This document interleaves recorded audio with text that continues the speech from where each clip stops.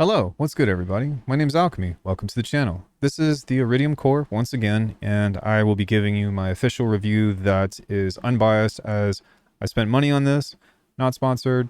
Nobody sent this one to me, although it is pretty awesome.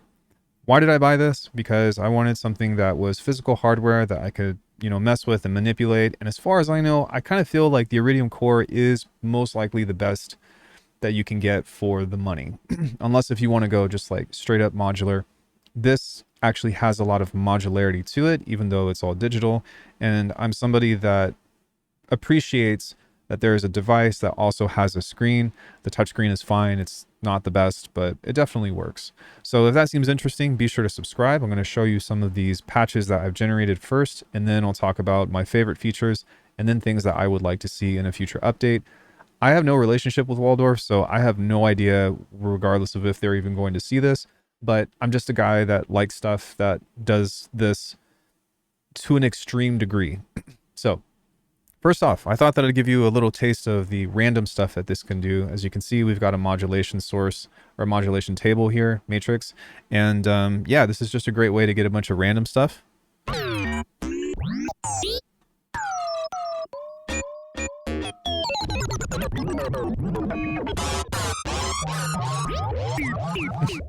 Yeah, pretty awesome.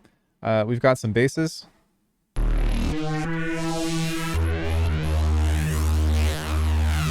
Got a bell.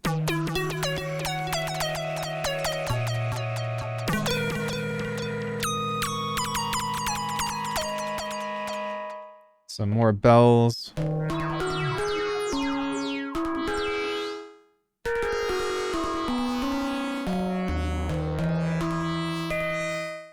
Got some Reese's.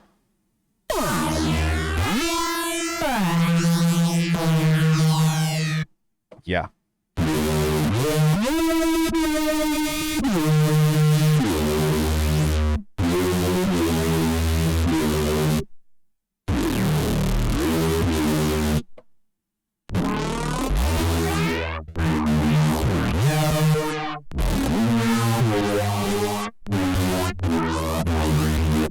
Some more bellies.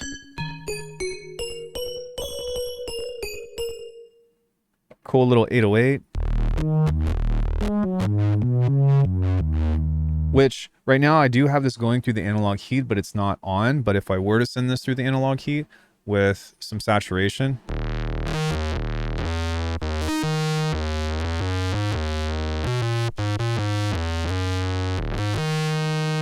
pretty awesome. Let me go ahead and turn that back off. Then we've got a couple more neuro stuff.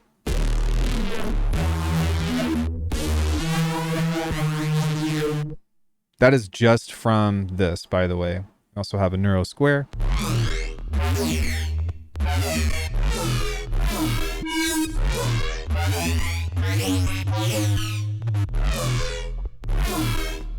Pretty awesome. So this takes care of pretty much all of my needs for different kinds of things. I know that I'm not playing pretty pads.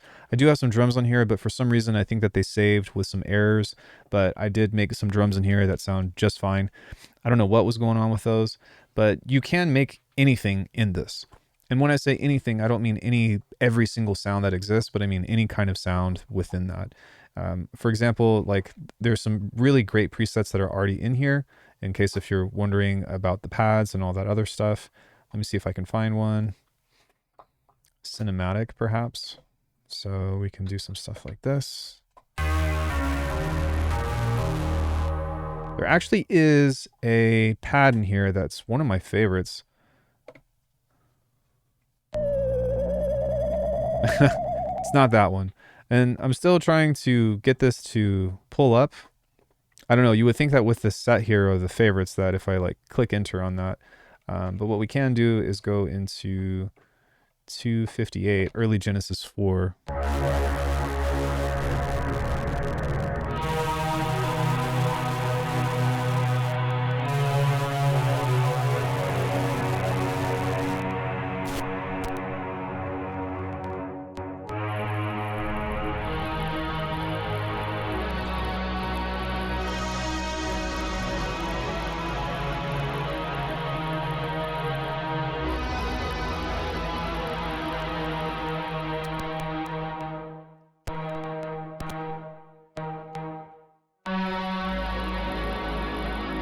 Yeah, some great sounds. Cool. So you ready to dive into the review now? Let's go ahead and chat about everything that this thing does. So, okay, there's a lot.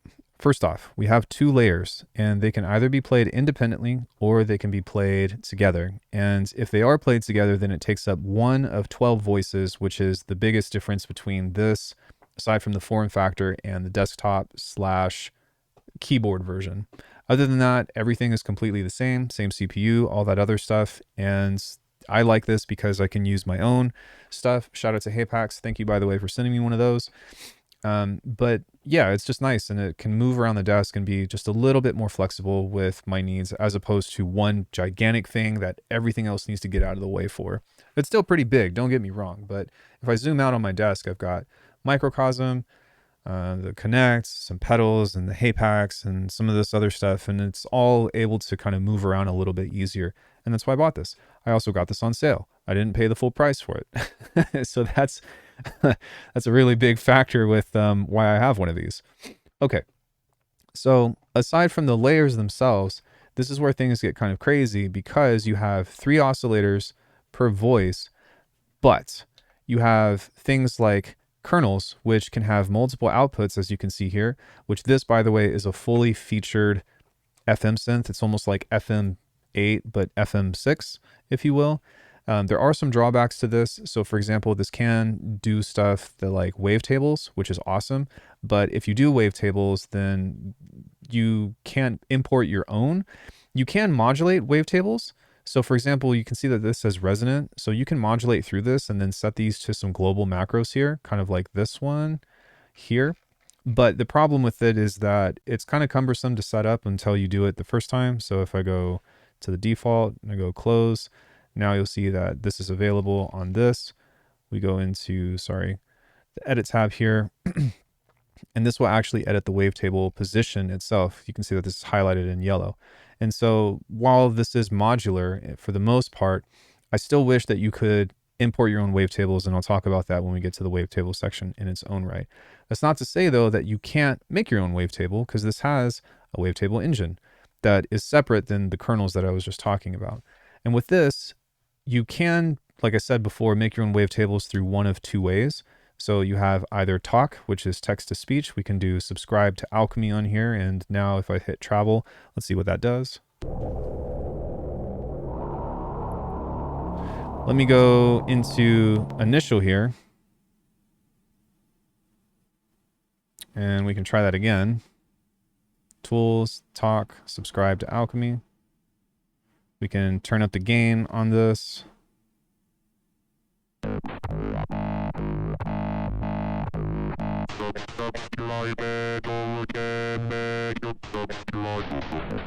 But the problem with this is that we can't insert the first harmonic here, to which we can use another oscillator to just add a fundamental, but you're also dealing with phase and all that other stuff. It's just kind of one of those like quirky workarounds that I would rather not have to deal with. I'm like, why can't I just use this view, which is already in here, to just use my finger and make, you know, different partials or different harmonics in order to create a wavetable? Probably because you have to do a position and then you have to change the position. But even still, it'd be nice if you can have some kind of functionality with that, even if it's just crossfade, right? The other thing that you can do is go to either analyze audio, load single cycle, or import from wave. These are kind of, in my opinion, all relatively the same thing. Because if I go import from wave, and then let's just say I go raw dog, don't ask, and I go load, well, now this will create something here, and we've got some positioning, but you can still see that it's kind of strange in the way that this works. Within this, I don't know, maybe try this if it goes analyze audio. So let's see what that does. If you notice, this is actually a little bit different, for better or for worse. And so that's a consideration that you should have whenever you're trying to import stuff. And maybe it'll sound different, maybe it won't. There are a few different modes on here to where you can set the effects, which is these, gain, if it's too quiet, brilliance, which adds high end, formant shifting on this, which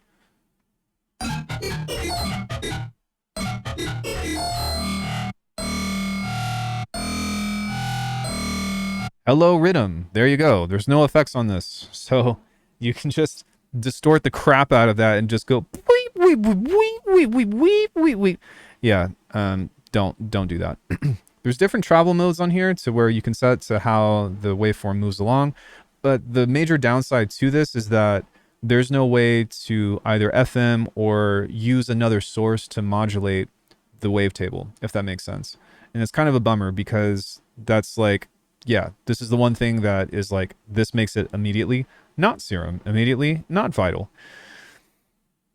In any case though, like the FM engine that's built in anyways with the kernels, even if you just have nothing but these waveforms to choose from, let's say you have your wavetable here, like look at all this stuff and look at all these different harmonics that you have to cycle through. And the fact that you can have kernel 1 to 2 to 3 to 4 to 5 go into 6, up to 3 different sources within this. I know that I'm kind of bouncing around or whatever, but you can set it to feedback, right? You can set different outputs. So you can have 6 of the kernels playing at once.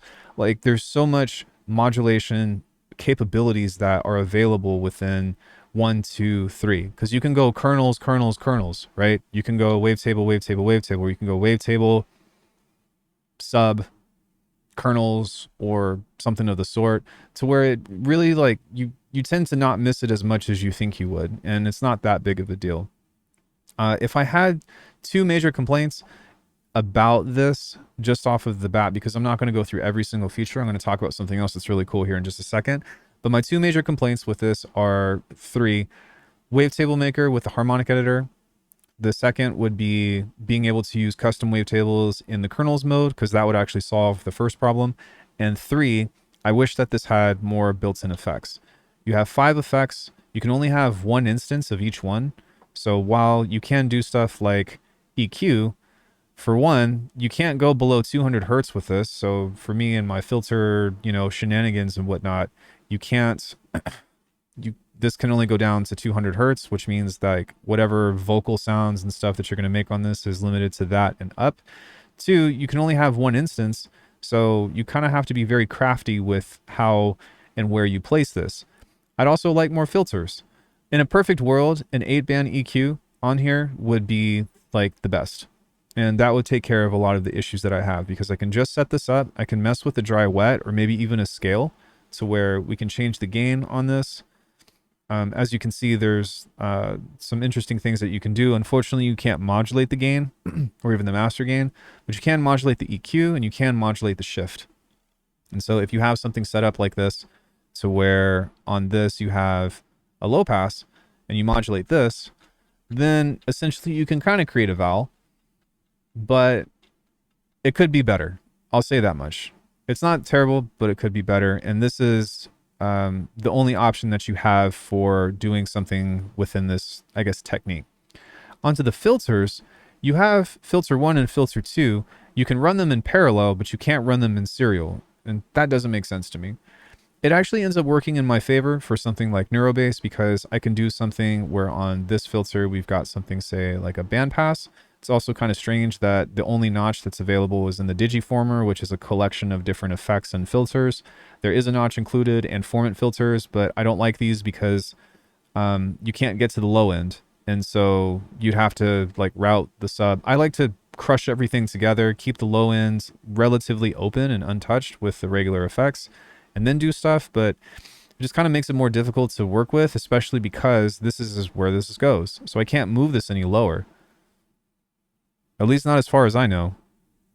However, kind of like what I said before, you could do something like a setup to where it's a notch filter, kind of like so. Oh, wait, let me go back here. We can move this up.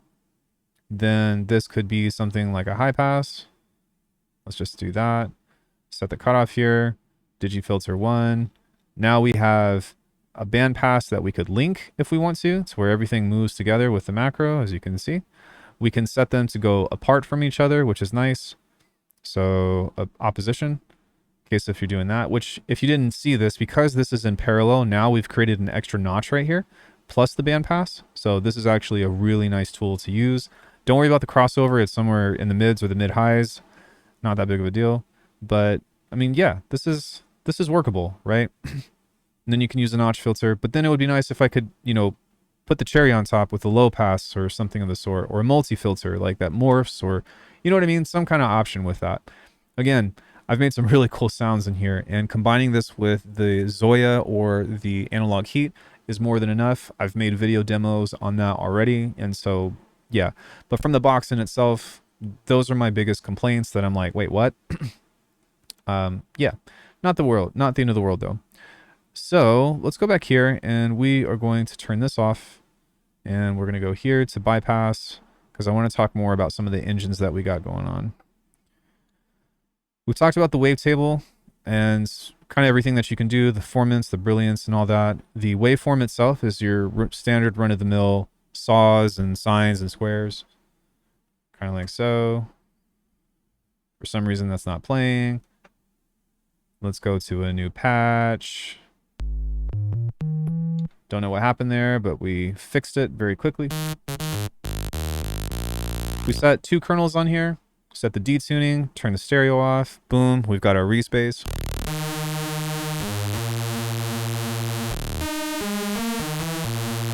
We go square wave.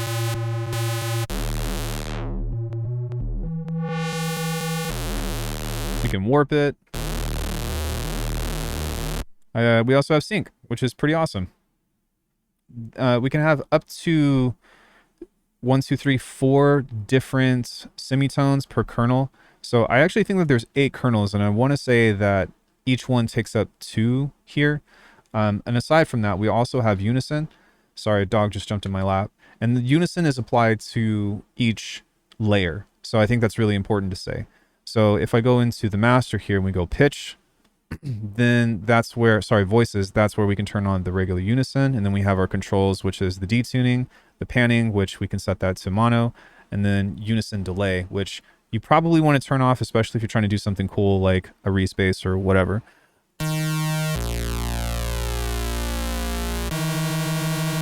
So if we go back into the oscillator here and we set the kernel to 1,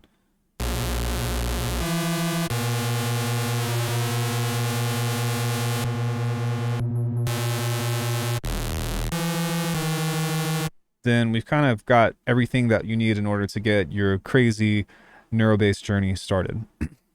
The next thing that we have is the particle, which is our sampler, and this behaves both as a regular sampler and a granular sampler. There is one strange little quirk on this that is kind of confusing.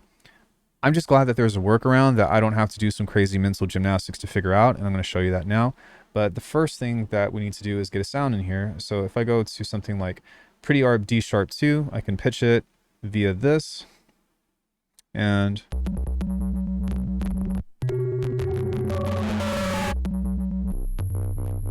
yeah, so I made the mistake of normalizing this, so that's why it sounds pretty crazy. But we can go into the edit function here and change the sample start if we want to.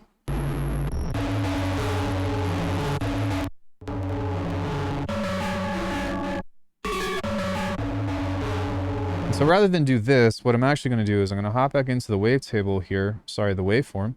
We're going to go into a sine wave. I'm going to add an effect. We're going to go to delay. And as you can see, the functionality of how quickly I work through this is pretty nice, just because there's almost a button for everything. I am going to set this to C. That way it's going to make the recording a little bit easier. But what I'm going to do is I'm going to hit 1 over on this side, which is a quick macro for record. So if I go here, it's recording.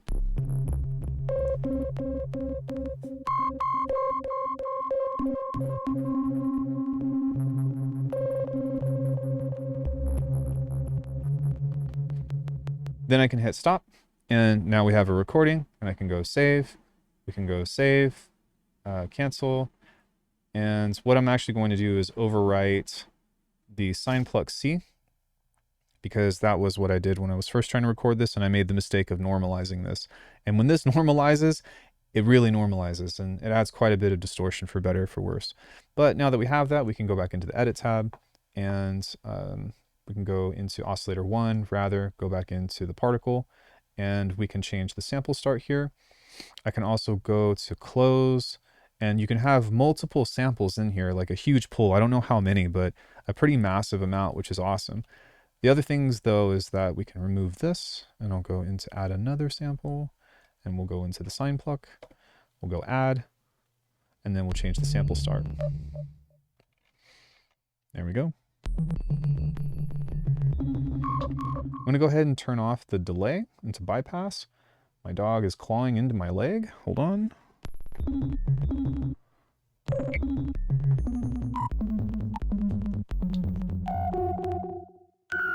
Pretty cool.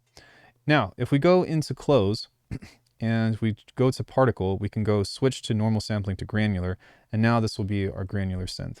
And within this is kind of the quirk that I was talking about, because we do have some other functions here to where you can spread the pitch, you can do pitch jitter, you can go pitch mode to where it does random pitches and whatnot, or even position jitter. But the position jitter is not what you think it is. It's not to where it'll jump around the playhead and do whatever you want. In order to do that, you need to go to modulations, go to matrix, and there's two ways to do it. The first one is to add an LFO, which you can go here, then go into the LFO and set this to random or sample and hold. The other way that you can do this is a lot more convenient, to where you can just go, let me find it, random trig, and probably random trig bipolar, because now if we set the amount up to something like this, anytime we play something back onto the oscillator, you'll see that this will jump around.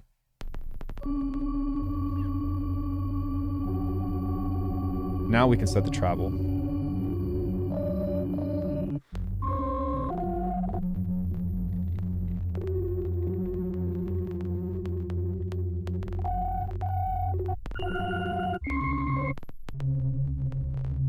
We can go to the envelopes here, which we've got 6 of them, which there are technically amp filter 1, 2, then freeforms, but you can still assign this to whatever you want.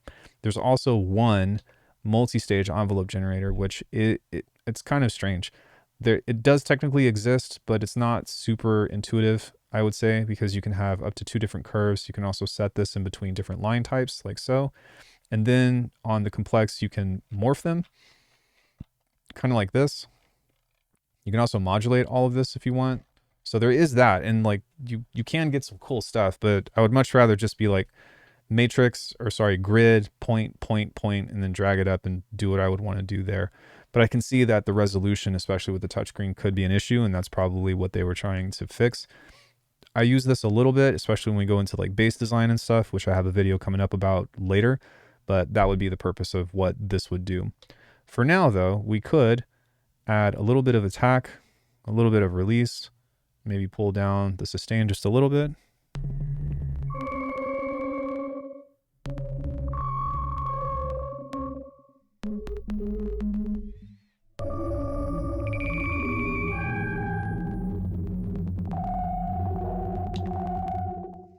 Really interesting stuff. And we can perhaps add the reverb. It would be nice if there was a low cut on the reverb.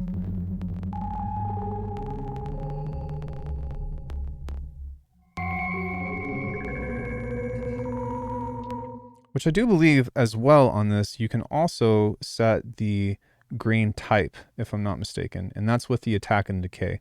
So I don't think that you can create a square, but you can at least go from something that is a sine wave to one or the other. And so if you have like a 0 attack, you can manipulate that. Or actually you can. So as you can see, you can change the grain size or the grain shape to whatever it is that you want with this, which is pretty nice. And this is actually a feature that, you know, isn't even within something like Bitwig. The fact that you can change this to whatever you want and then manipulate the size, manipulate the gate length, it's pretty robust. And if you can get over doing the random positioning thing or the move or, you know, whatever you want to do, then it's not that big of a deal. But the other thing is that you can also make this playback or change the position with something like an LFO in sync if you wanted to do that instead. So that way you have all of those synchronized playback options and whatever. And if you add that into the sample pool that you can flip flop and do all that stuff in between, like I said, man, this is pretty robust. And, you know, then you've got 3 oscillators, and then you've got 2 layers, and then you've got 3 more oscillators, and you combine that with the kernels and all that other stuff. Yeah, it gets pretty in depth. All right, so let's talk about the resonator now, because I've kind of glossed over everything else. And this is a physical modeling synth based off of partials, or basically all of these are sine waves. And again, it's kind of interesting that like you do have some options here with being able to add your partials and all that stuff with your timbre and the spread or the wrap, which is what that's doing. There's also different modes here between sine, saw and square, modulo, stretch, and stiffness. So we need to go in here and make sure that this is loud enough, because I actually don't hear anything. Maybe I broke it. Let's try that one more time. Resonator. Thank you for shopping at 7-Eleven. Sorry. I don't know what to say. I think what it was actually is that I had too much attack on the amp, but that's not that big of a deal.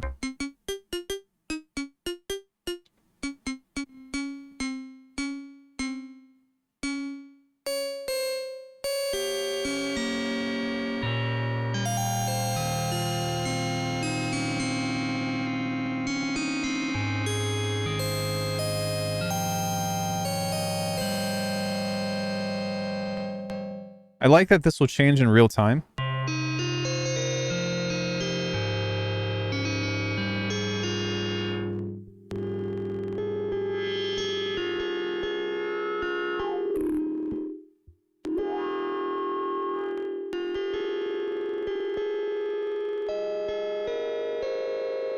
You have an exciter. Let me grab this back up, which it would be cool if there was some kind of visual representation of what I was looking at, but it's just knobs, so.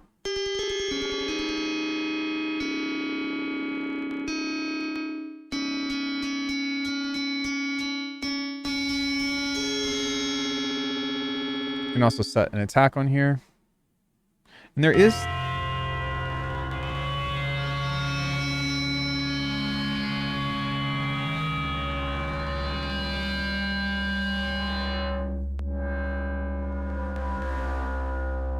Yeah, there we go.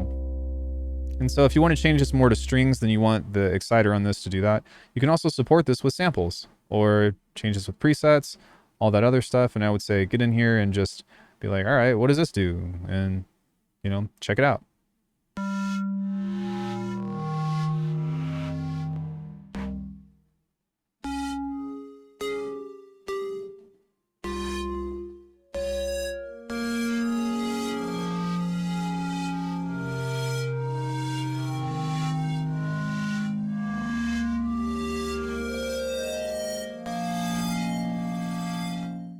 Pretty sweet.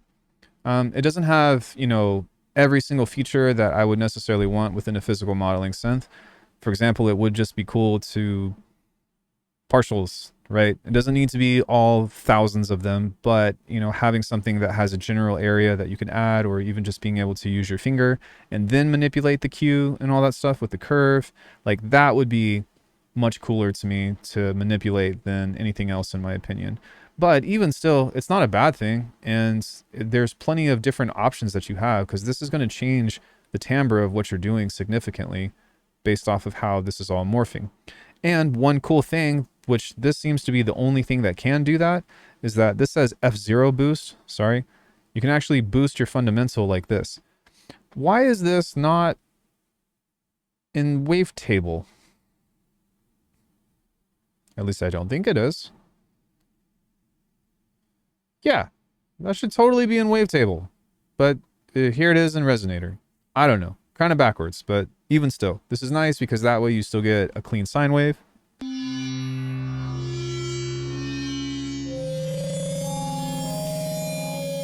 If we add that with some reverb, I'm probably going to end up saving this patch because I like the way it sounds.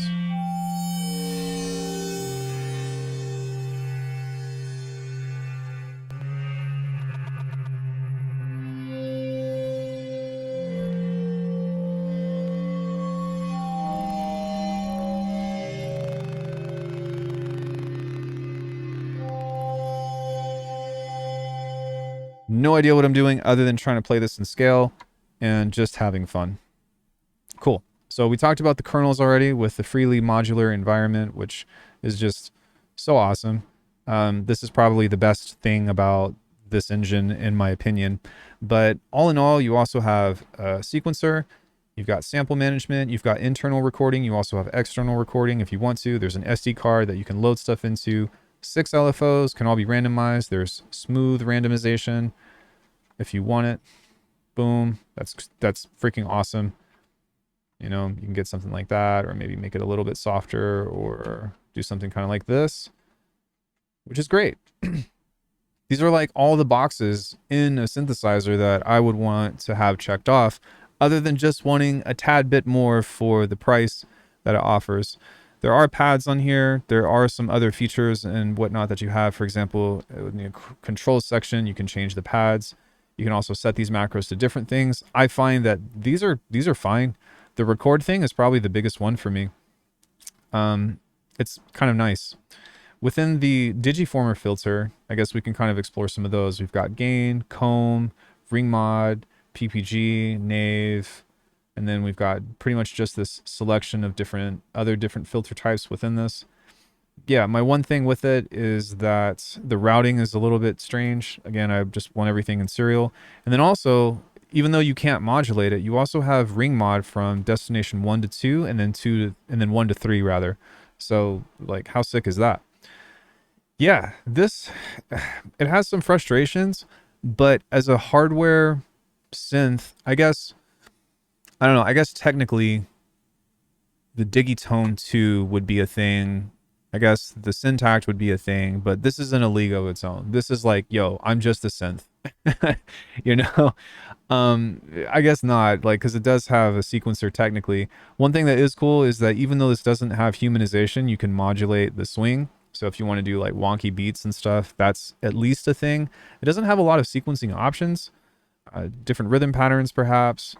If we turn this on with the ARP, you have different modes, I believe. So up, down, down, up, and then random. That's not very many. It would be nice to have more modes. Sequencer itself, this has step recording, which is really cool. So if I tap something in, that's dope. And that makes sequencing so much easier to be able to work with that. It would be nice if you could modulate the BPM. I think that if there's not something synced to the host, then maybe, oh no, you can't because it's normalized. But I guess the reason why I brought that up is because with something like the delay, if this is not synced, you can modulate it. So that's kind of cool. It's just like things to be aware of, right? That I'm kind of curious about. Also, there's a high cut in the delay, but there's not a high cut in the reverb. There's a high cut in the chorus, but not the phaser or the flanger, or yeah, that's fine. But within the modulation effects here, that's kind of strange that there's not a high cut, which would make things a little bit easier for me. A saturator would be cool. There is distortion on here, but I mean like a wave shaper that you could just, again, just draw the curve out. It's a touch screen. Let me just, come on, you know, let me draw out a curve or something and apply that as a transfer curve or something. That would be pretty awesome. But yeah, 5 effects. The compressor is okay. There's also a master compressor on here with the levels. Master. To which I just leave it on this. And there's also a bass boost, which I prefer to leave it on. There's some cases to where you might not want to leave it on. But yeah, I've kind of figured out how to do most things that I want to do on here. And I don't really have any complaints. A clipper would be cool. I wonder if this master compressor, I'd have to actually check, is something that will clip the signal. I don't think that it will because it's a hardware device, well, digital hardware, but that would be cool if there was like a soft clipping effect or something else of the sort, especially for drums and whatnot. But when it comes into making percussion, snares, kicks, whatever, claps, you know, you've got everything that you need. And I think that even though this isn't going to be the centerpiece of my design, I've been having a lot of fun using it. I've made a lot of really cool sounds. And that combined with sending it through the analog heat, plus, you know, throw in something like multipass, this is meant to be a hybrid thing. I'm not trying to get out of the DAW. I'm trying to do stuff with my hands as opposed to just use a mouse and keyboard, or have sound design sessions and be able to jam or have a sequence going, heaven forbid, and, you know, start to change all the stuff within here. That's the reason why I've invested in hardware and why I've been covering things more often. I found that I really prefer to make drum patterns in audio, especially just with putting things down on the timeline. I can't see anything in my lifetime surpassing that. The second best closest thing is patterning 3, but even still, that goes into an audio file, goes into the DAW, and then I start cutting it up even more.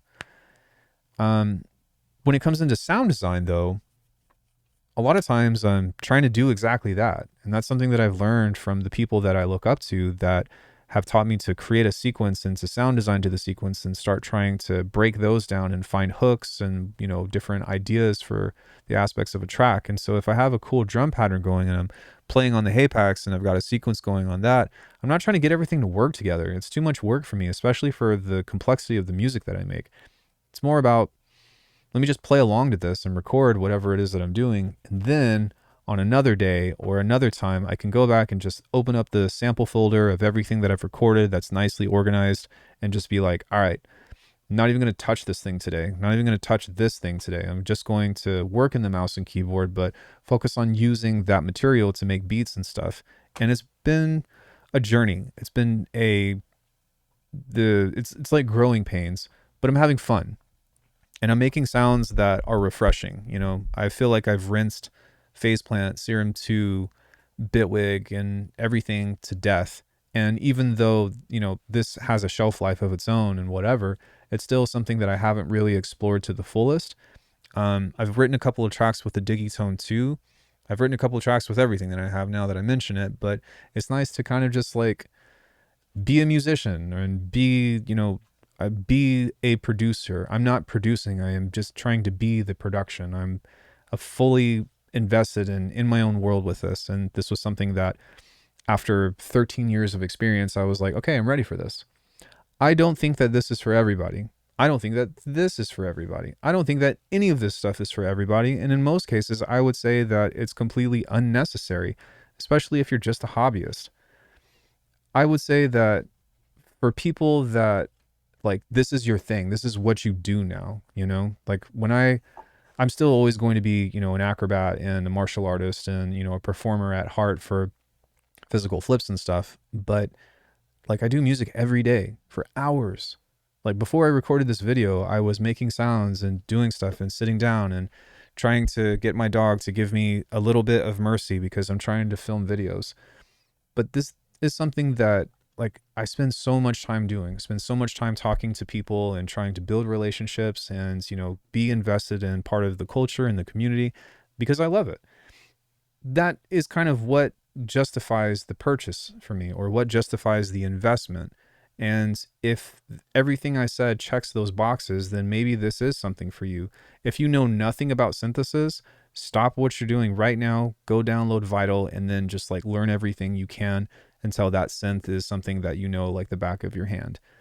But when you have an appreciation for synthesis and you have a good baseline, then when you start to shop for different hardware and stuff, you kind of get a feel of what you're looking for and it becomes easier to make a purchase.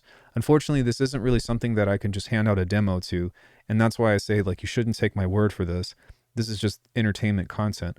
But I do think that what I'm spitting is very important, you know, because it could save you a lot of money, a lot of heartache, a lot of, you know, if you need to pay rent and you're thinking about buying this, like, yeah, stop. Stop. At least like the video before you leave, but then stop. But yeah, I don't think that I'm going to use every single feature that's built in within this, but it is and has been very fun to just, I'm over here and then I'm over there and whatever. And then I get back into the song creation and then I pet my dog and take her out and feed her dinner because she's begging me. You're a good dog. If that seems interesting to you though, I have so many tutorials on how to do whatever it is that you want to know in several different synths, different DAWs, different approaches, different plugins, whatever. I'm somebody that loves music. I'm somebody that loves sound design and beat creation. If this is the first video that you've seen and you somehow miraculously made it to 39 minutes into the video, for one, thanks. But two, please go watch my other stuff. I'm not even asking you to buy anything. That'll be in about 10 seconds when I offer you alchemy.com for where all my stuff is. But as of now, just go learn. Go have fun. Go explore sound with me. and then join my Discord, and then we can talk about sound and different things that you've learned with myself and the community. But that's why I'm here. So all in all, lovely device, not for everybody. What do you all think? And thank you so much for watching. I will see you all in the future with some more Iridium videos. We've got the Hapax videos. We've got the Zoya videos. We've got the Oxy 1 Mark II, the Microcosm. Gosh, Faceplant, Bitwig 6, all those things. I've got so much to do, but it's good because now I know what to do for my channel. Or at least I have content planned for the channel. I'll see y'all later. I'm babbling.